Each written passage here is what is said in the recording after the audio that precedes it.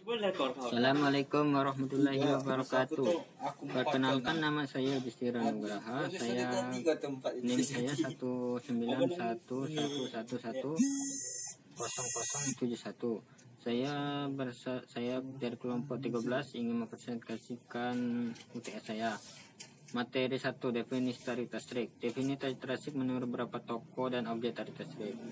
Tarik tasrik adalah berasal dari kata tarik, berarti ketentuan waktu. Bagaimana disebutkan akhraq al-kitab roh akbahu, dan menurut Profesor Dr. Abdul Wahab Khalaf yang dikutip oleh Wajidi Syayadi, tasrik adalah pembentukan dan penetapan perundang-undang yang mengatur hukum perbuatan orang mukallaf dan hal-hal yang menjadi tentang berbagai serta peristiwa yang terjadi di kalangan mereka, serta pembahasan objek tarik tasrik. Objek tarik tasrik terbagi menjadi 3. 1. Tarik atau tasrik. Tasrik al-i'tiqadiyah. Tasrik al-i'tiqadiyah yaitu mengkaji hukum-hukum tentang masalah akidah tauhid. Tasrik al-amaliyah yaitu mengkaji hukum keluarga. Tasrik akhlakiyah yaitu yang mengkaji akhlak tasawuf, menerangkan hukum samawi dan hukum konvensional. Hukum samawi adalah hukum yang berasal dari Allah Subhanahu wa taala yang diturunkan melalui wahyu berupa Al-Qur'an kepada Nabi. Hukum konvensional yaitu hukum yang berasal dari manusia dan hukum yang dibuat oleh para pihak berwenang atau penjabat. Dinamika hukum sebelum Islam. Luasnya alam semesta manusia dari ujung ufuk dengan keberagamaan yang ada sejak diutusnya Nabi Muhammad penuh dengan berbagai penyimpangan pemikiran dan penyakit sosial dan dekadensi moral. Kerusakan masyarakat ini tidak hanya sampai di situ. Mereka juga mengalami kerusakan akhlak dan penyimpangan syariat. Penyimpangan juga merambat kepada syariat dan agama masing tersisa, maka mereka memasukkan ajaran berhala, menyembah berhala dan patung, serta tidak meyakini adanya Tuhan. Mereka juga tidak percaya dengan para nabi, kitab-kitab yang diturunkan dari langit, tidak percaya hari akhir, tidak diikat oleh agama apapun, namun mereka membuat Tuhan sembahan mereka sendiri, ciptaan mereka sendiri. Bagaimana tasik pada masa Rasul? Dari penetapan di atas, kita dapat mengatakan bahwa istilah syariat digunakan khusus untuk menyebutkan ajaran yang berasal dari Allah. Ajaran-ajaran agama ini tidaklah ditetapkan kecuali pada saat Nabi masih hidup. Syariat ditetapkan dengan 2 cara. Pertama, wahyu yang datang dari Allah secara makwawi dan lafaz. Saya ingin melanjutkan pembahasan materi kedua. Materi kedua yaitu sumber-sumber penetapan hukum pada zaman Nabi. Bagaimana penetapan hukum Al-Quran pada zaman Nabi? Tasrik pada masa Nabi disebut masa pembentukan hukum al-insya wal al-takwin. Karena pada masa beliau inilah mulai tumbuh dan terbentuknya hukum Islam, yaitu tepatnya ketika Nabi hijrah ke Madinah dan menetap di sana selama 10 tahun. Sumber asasinya adalah wahyu baik Al-Quran maupun sunnah Nabi yang terbimbing dengan wahyu. Sumber atau kekuasaan tasrik pada periode ini dipegang oleh Rasulullah SAW itu sendiri, dan tidak seorang pun yang boleh menentukan hukum suatu masalah, baik itu dirinya sendiri maupun orang lain.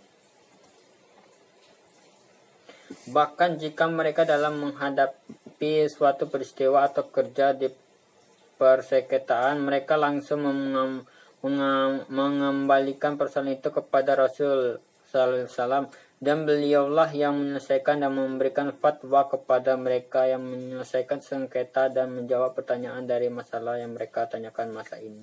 Masa ini memiliki karakter berupa referensi utama untuk mengatasi hukum-hukum syarah saat ini, hukum Rasulullah SAW sendiri, sebab Allah Subhanahu wa ta'ala telah memilihnya untuk menyampaikan risalah kepada seluruh umat manusia. Quran Al-Maidah ayat Quran Al-Maidah. Sampai tanggal 9 Zulhijjah Zulhijjah pada hari raya Akbar tahun 10 Hijriah dan tahun ke-63 dari kelahiran beliau, masa antara mulai turunnya Al-Quran dan yang terakhir penutupannya adalah 22 tahun, 2 bulan, 22 hari. Malam mulai turunnya Al-Quran adalah malam Qadar, Lailatul Qadar. Sehubungan dengan itu Allah berfirman dalam surat Al-Qadar ayat 1-5.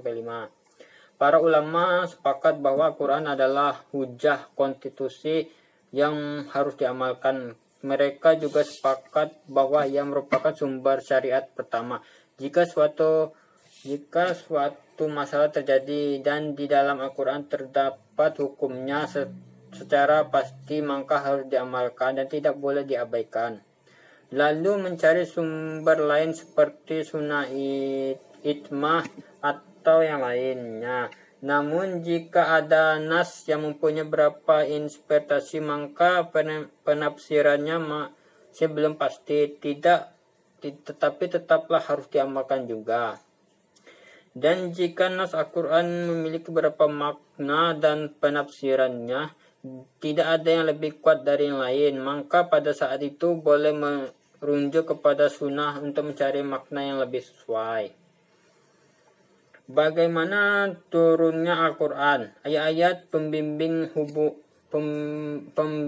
hukum adalah ayat-ayat hukum yang diturunkan atas Rasulullah SAW.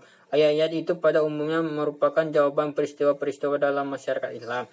Peristiwa-peristiwa itu diketahui dengan asbabun nuzul, sebab turunnya Al-Quran. Sejumlah ahli tafsir telah bersungguh-sungguh membahasnya dengan menyusun buku-buku yang mengupas tentang hal itu dan dijadikan asbabun nuzul itu sebagai dasar untuk memahami Al-Quran.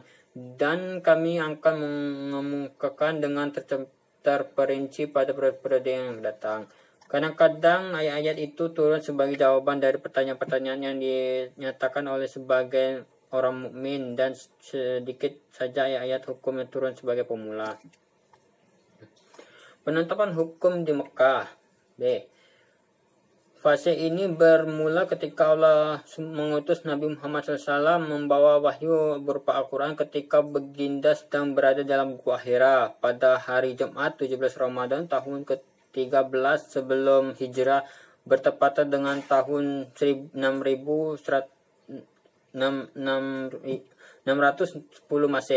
Masehi. Wahyu terus turun kepada baginda Rasulullah SAW di Makkah selama 13 tahun dan terus berlangsung ketika beliau berada di Madinah, dan di tempat-tempat lain setelah hijrah sebelum 10 tahun sampai baginda Rasulullah SAW wafat pada tahun 11 Hijriah.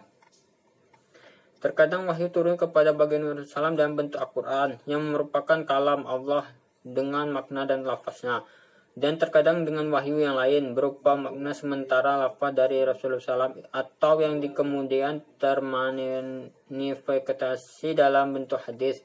Dengan dua pusaka ini perundang-undang Islam diterapkan dan ditentukan.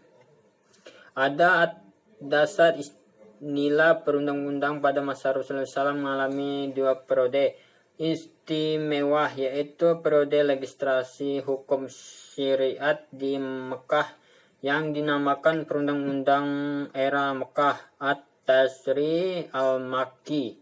Pada awalnya Islam berorientasi memperbaiki akidah, karena akidah merupakan fondamen yang akan berdiri di atasnya apapun bentuknya, sehingga bila telah selesai tujuan yang pertama ini, maka Nabi melanjutkan dengan meletakkan atau kehidupan tasri.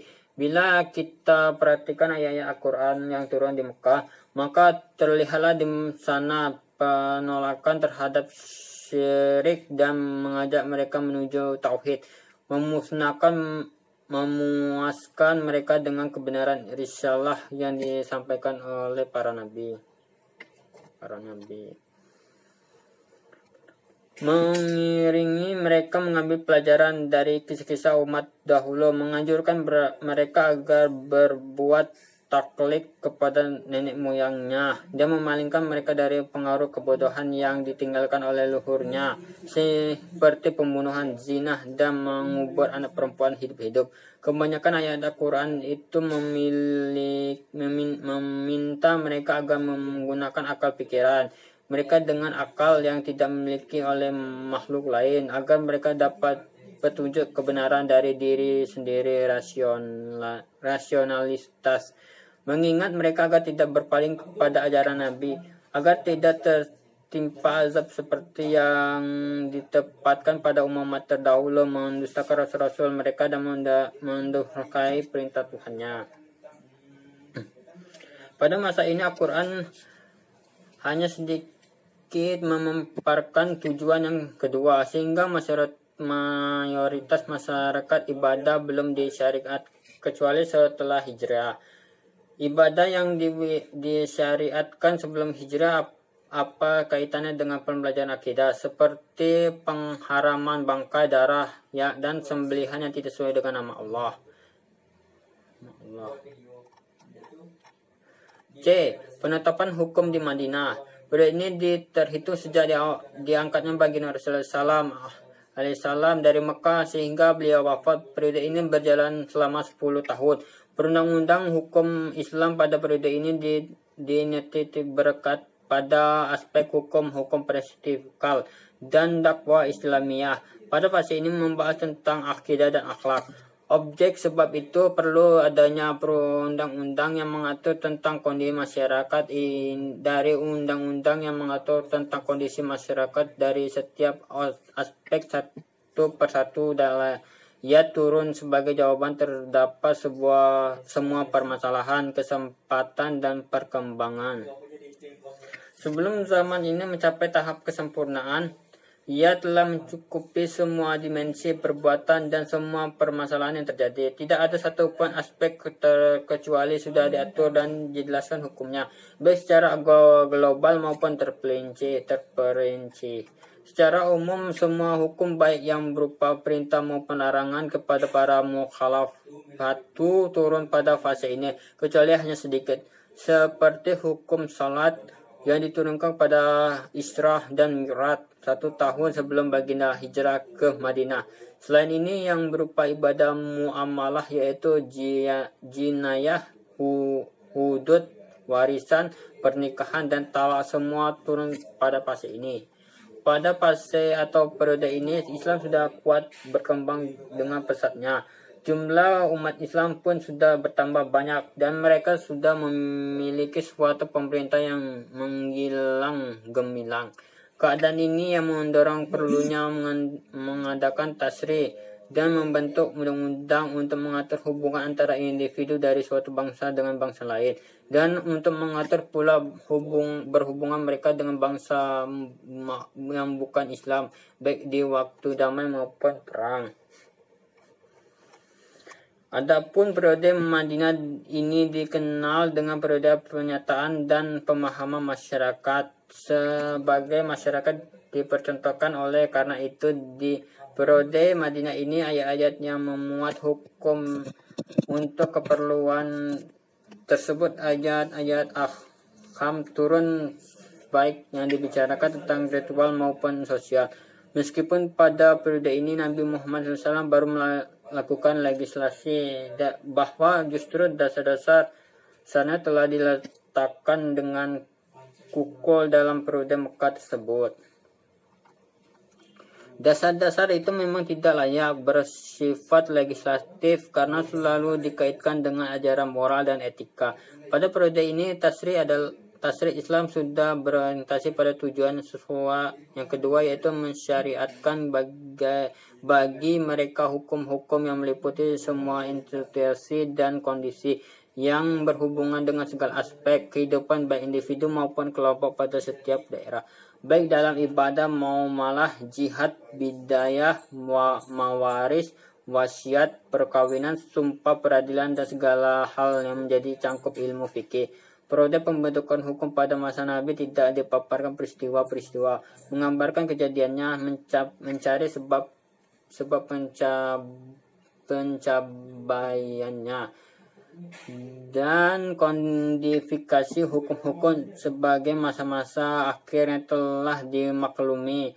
Tetapi pembentukan hukum pada masa ini berjalan bersama keyakinan dan pembinaan bahwa hukum masyarakat apabila menghadapi suatu masalah yang harus dijelaskan hukum-hukumnya, yang mereka langsung bertanya kepada Rasulullah SAW. Terkadang Rasulullah SAW memberi fatwa kepada mereka dengan satu atau berapa ayat atau wahyu yang diturunkan Allah kepadanya, terkadang dengan hadis dan terkadang dengan memberi petunjuk hukum dan pengalamannya, atau sebagai mereka melakukan suatu perbuatan lalu. Nabi SAW menetapkan takrir hal itu juga hal tersebut benar menurut Nabi Muhammad SAW. D. Hubungan antara penetapan hukum fase Mekah dan Madinah dan ciri khasnya. Pertumbuhan hukum Islam pada masa ini tidak terhindari dari para Nabi Muhammad SAW. Hukum Islam mulai tumbuh dan membentuk dirinya menjadi perana hukum. Sumber asasi dari masa ini adalah Al-Quran dan Sunnah Rasulullah SAW. Pada masa ini Nabi Muhammad SAW menjadi satu-satunya sumber hukum, karena semua persoalan hukum yang muncul dikembalikan kepada beliau. Masa ini terbagi kepada dua. Fase Mekah berlangsung selama 13 tahun dan berapa bulan semenjak wahyu pertama hingga Nabi Muhammad SAW hijrah ke Madinah. Dalam fase ini Nabi telah mencurahkan perhatian untuk memperbaiki percaya masyarakat Arab dengan menanamkan tauhid ke dalam akidah mereka serta memalingkan dari menyembah kepada yang selain Allah. Oleh karena itu ayat-ayat diturunkan di Mekah sebelum hijrah berisi tentang larangan atau menyekutukan Allah dan seruan untuk beriman kepadanya, dengan menerangkan kisah para nabi terdahulu dan sejarah dari umat-umat lalu, mengajarkan mereka untuk meninggalkan tradisi-tradisi buruk yang merupakan warisan dari nenek moyang mereka, serta mengajarkan mereka untuk bersikap baik terhadap sesama.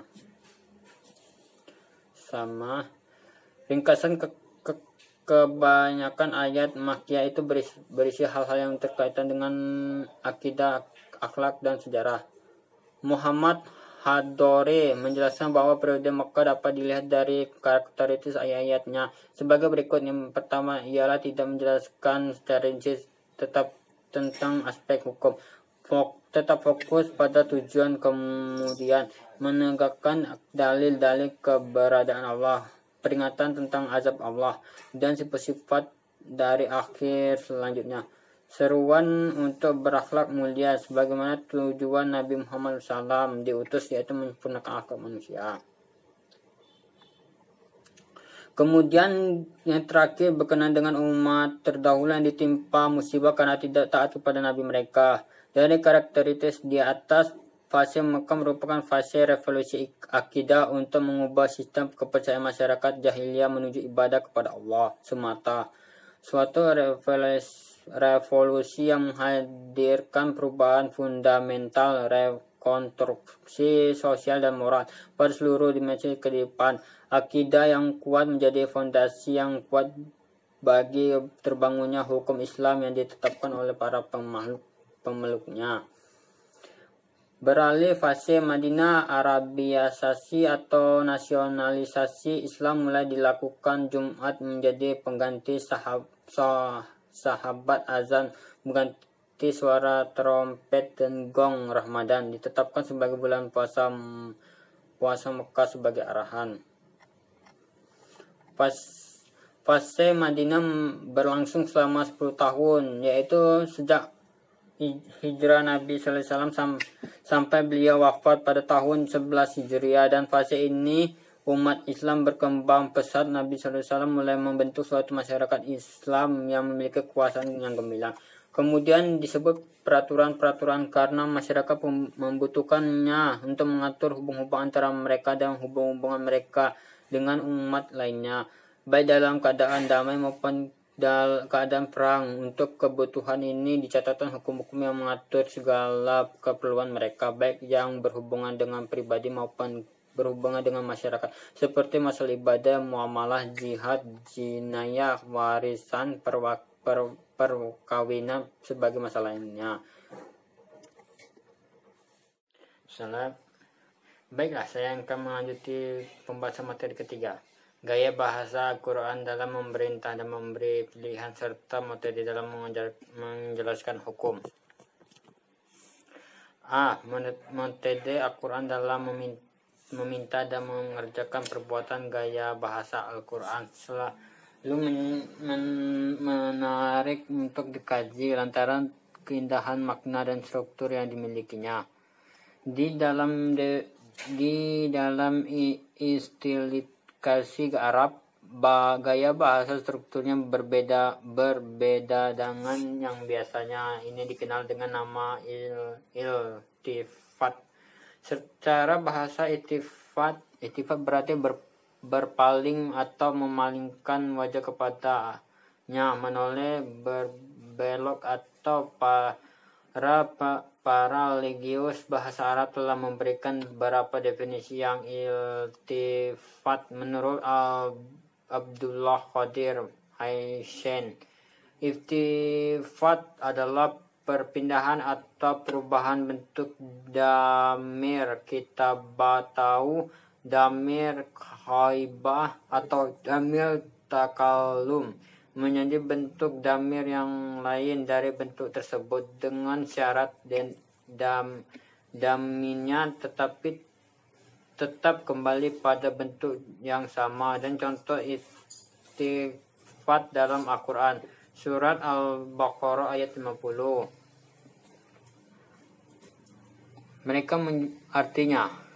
Mereka menjual diri sendiri dengan alangkah buruknya hasil perbuatan mereka menjual diri sendiri dengan kekafirannya kepada apa yang telah diturunkan Allah, karena dengki bahwa Allah menurunkan karunia-Nya kepada siapa yang dikendakinya di antara hamba-hambanya. Karena itu mereka mendapat murka sudah mendapat kemurkaan, dan untuk kekafiran siksaan yang menghinakan. Hukum taklifi terbagi menjadi 5, yaitu wajib, sunnah, haram, makruh, mubah. Pembagian ini didasarkan pada realitas bahwa pembicaraan seorang kepada orang lain mencakup 2 kemungkinan, yaitu tuntunan atau pilihan. Tuntunan terbagi menjadi 2, yaitu tuntunan untuk mengerjakan sesuatu dan tuntunan untuk meningkatkan sesuatu. Dan tuntunan untuk mengerjakan sesuatu terbagi menjadi 2. Jika tuntunan tersebut dalam keseharusan, maka ini adalah kewajiban.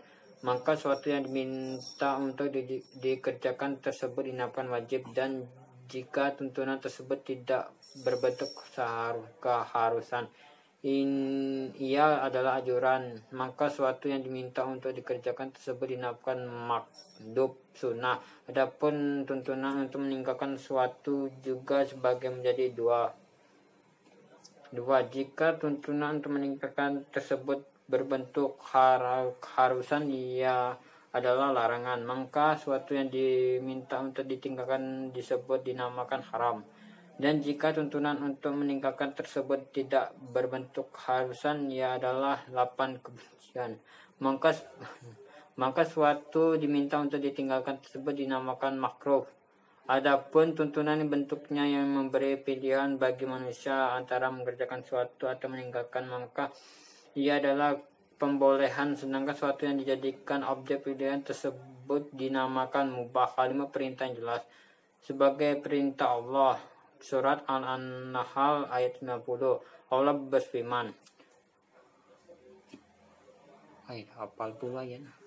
Sungguhnya Allah menyuruh kamu berlaku adil dan berbuat kebajikan, memberi bentuk kepada kerabat, dan Dia melarang melakukan perbuatan keji, kemungkaran, dan permusuhan. Di memberi pengajaran kepada agar kamu dapat mengambil pelajaran. Tafsirnya adalah Allah Ta'ala memberitahukan bahwa Dia memerintahkan hambanya untuk berbuat adil, yaitu mengambil sikap teguh dan penuh keseimbangan, serta menganjurkan untuk berbuat kebaikan. Al-Qatan Mana Tahlil. Sejarah legislasi hukum Islam. Quran mengabarkan bahwa amalan tersebut diwajibkan bagi seluruh hamba Allah sebagai firman-Nya Al-Baqarah ayat 187. Hai orang-orang yang beriman, diwajibkan atas kamu qisas berkenan dengan orang-orang yang dibunuh. Al-Baqarah 178. Tafsirnya adalah Allah SWT menyatakan, hai orang-orang yang beriman, diwajibkan atas kalian berlaku adil untuk qisas. Maksudnya orang yang merdeka dengan mereka hamba sahaya dengan hamba sahaya dan wanita. Dan janganlah kalian mendengar dan melampaui batas seperti yang dilakukan oleh orang-orang sebelum kalian. B. Metode Al-Quran dalam meminta untuk meningkat perbuatan tertentu, kalimat larangan jelas.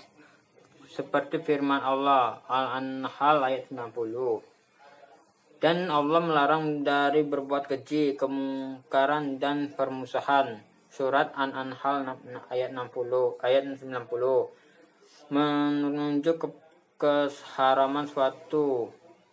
Al-A'raf ayat 33, Allah berfirman, artinya, katakanlah Rabbku hanya mengharamkan perbuatan yang keji, baik yang nampak maupun yang tersembunyi, dan perbuatan dosa zalim tanpa alasan yang besar, dan mengharamkan kamu mempersekutukan Allah dengan sesuatu yang Allah tidak menurunkan alasan untuk itu, mengharamkan kamu mengadakan adanya terhadap Allah apa yang tidak kamu ketahui. Surat Al-A'raf menunjukkan ketidakikhlasan suatu. Allah SWT berfirman, artinya, tidak halal bagi kamu untuk mewariskan wanita dengan jalan paksa. Mewarisi wanita dengan jalan paksa.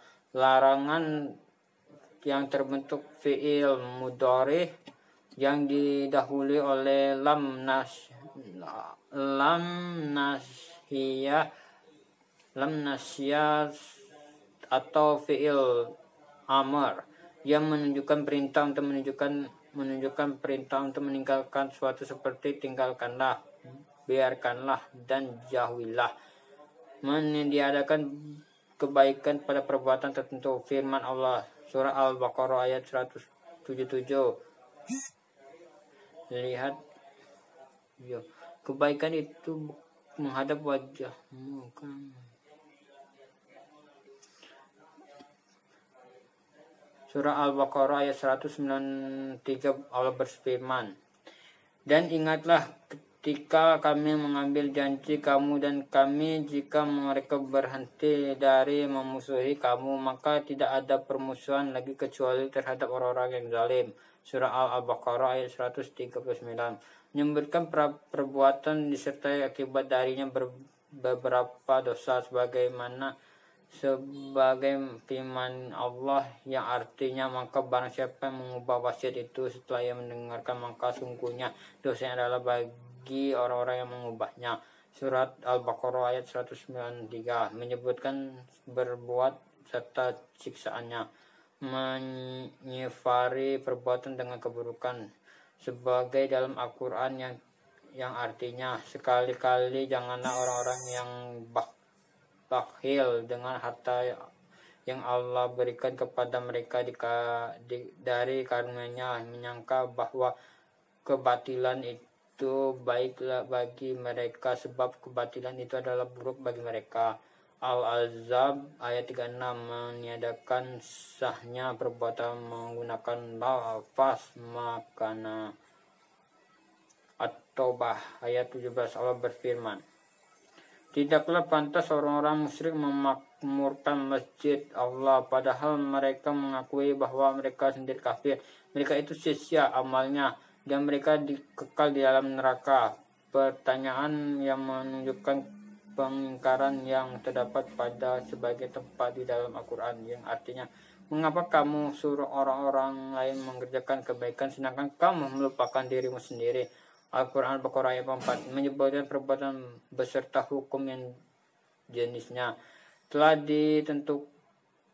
ditentukan menghukumi perbuatan dengan kekufuran, kezaliman, dan kefasikan, laknat bagi pelaku perbuatan. Firman Allah yang artinya sesungguhnya orang yang menyembunyikan apa yang kami turunkan berupa keterangan-terangan yang jelas dan menunjuk setelah kami menetapkan kepada manusia dan Alkitab. Mereka itu dilaknat Allah dan dilaknat semua oleh makhluk yang dapat melaknatnya. Surat Al-Baqarah ayat 159.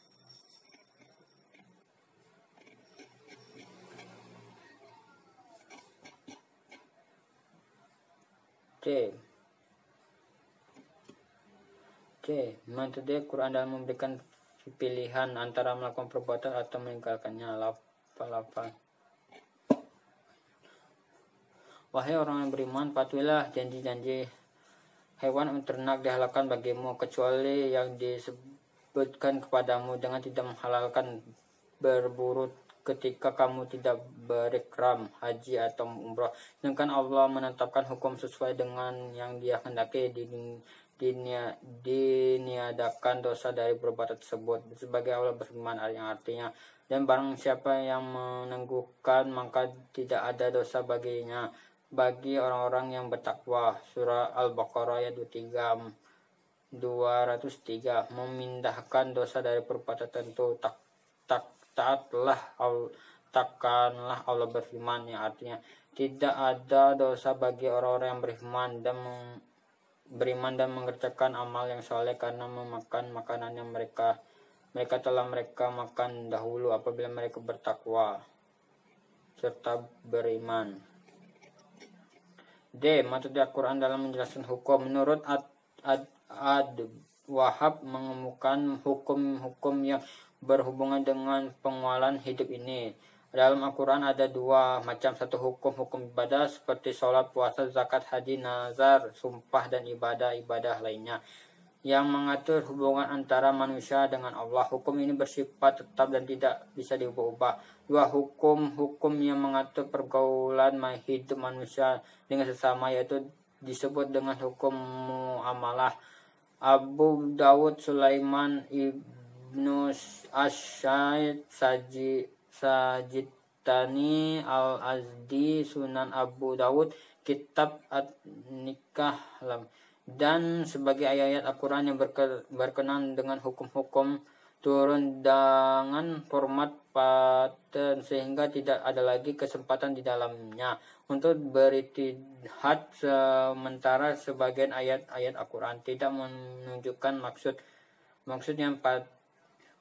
sehingga dia membutuhkan kajian dan ijtihad. Terdapat seperti masalah batasan penguasaan kepala dalam melaksanakan berwudu dan masalah kewajiban menafkahi wanita di talak 3 dan metode penjelasan Al-Quran tidak sama seperti penjelasan dalam undang-undang positif yang mana caranya adalah dengan menyebutkan pemerintah dan melarang aja saja. Semua hal tersebut mengajak manusia untuk bersegera untuk melaksanakan ajaran serta perintah sebagaimana untuk memenuhi tuntunan dan keimanan sebagai wujud ketakutan kepada hukum Allah dan kemarahannya.